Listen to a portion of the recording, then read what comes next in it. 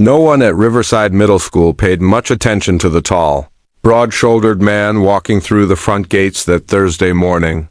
He wore a faded olive green jacket, jeans worn at the knees, and boots that had seen better days. In his right hand, he carried a lunchbox that had a few dents in it. In his left, he held the small, nervous hand of his daughter, Lily. Jack Morris had learned long ago to keep his head down. As a former soldier and now a single dad, life had been about surviving day to day, working at the local repair shop, making sure Lily had what she needed, and ignoring the whispers from parents who thought they knew his story. Truth was, they didn't. No one knew about the sleepless nights, the nightmares that sent him pacing the hallway at 3 a.m., or the quiet tears Lily thought she hid when she heard kids make fun of her second-hand clothes.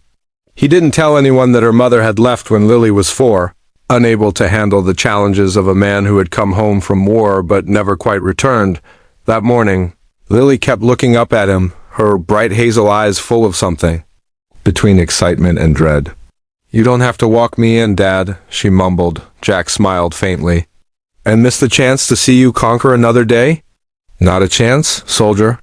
He always called her that, not because he wanted her to be in the military, but because he wanted her to know she was tougher than she thought.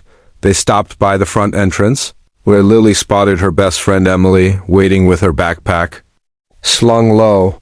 The two girls hugged quickly, whispering something that made them giggle, and then Lily waved goodbye to her father. Jack turned toward the sidewalk, already thinking about the oil changes and brake repairs waiting for him at the shop. He had taken just 3 steps when a sound froze him. It was the sharp, ugly tone of mockery, the kind that made his muscles tighten instantly. He turned and saw a scene unfolding near the bike racks. A group of boys, maybe 13 or 14, had circled around a much smaller girl. She stood stiff, clutching a notebook to her chest, her long dark hair partially hiding her face. One of the boys shoved her shoulder, making her stumble. Jack didn't know her. He didn't know her name, where she came from, or why she wasn't fighting back. But something in the way her eyes darted, searching for an escape, triggered a memory. He hated being pinned down in a hostile zone, surrounded, nowhere to run. He walked toward them without even thinking. "Hey!" His voice cut through the laughter. It wasn't loud, but it was sharp, like a command. The boys froze.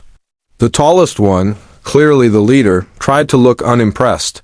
"We're just messing around," he said, shrugging. Jack's eyes narrowed. "You call that messing around?" He stepped closer, his presence suddenly towering over them.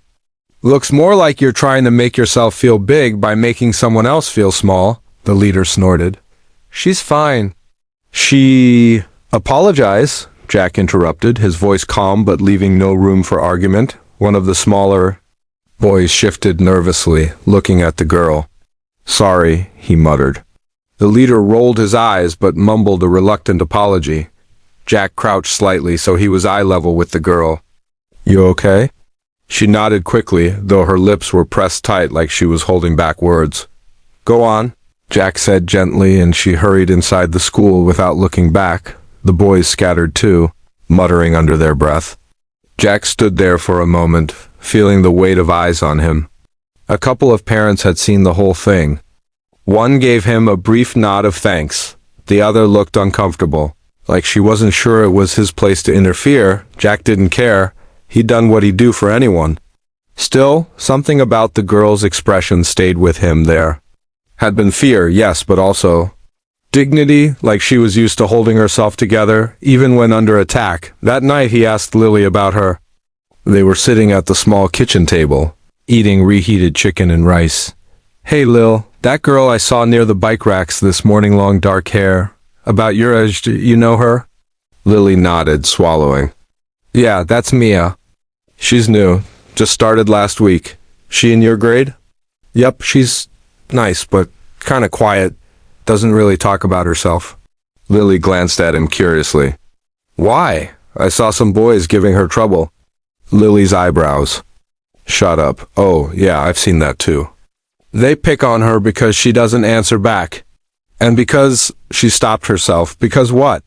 Jack prompted. Lily hesitated, then shrugged. "Just because kids are mean sometimes." She tried to change the subject, but Jack could tell she was holding something back. Over the next few days, Jack saw Mia twice more, once leaving the school with a heavy backpack and once sitting alone on a bench near the park. Each time she looked like she was carrying more than just books. The following Friday, Jack got called in early to the repair shop, so he dropped Lily off at school before the first bell. He was just pulling away when he saw the same group of boys from before cornering Mia again, this time near the side fence. One had snatched her notebook, flipping through the pages and laughing. Jack's grip on the steering wheel tightened.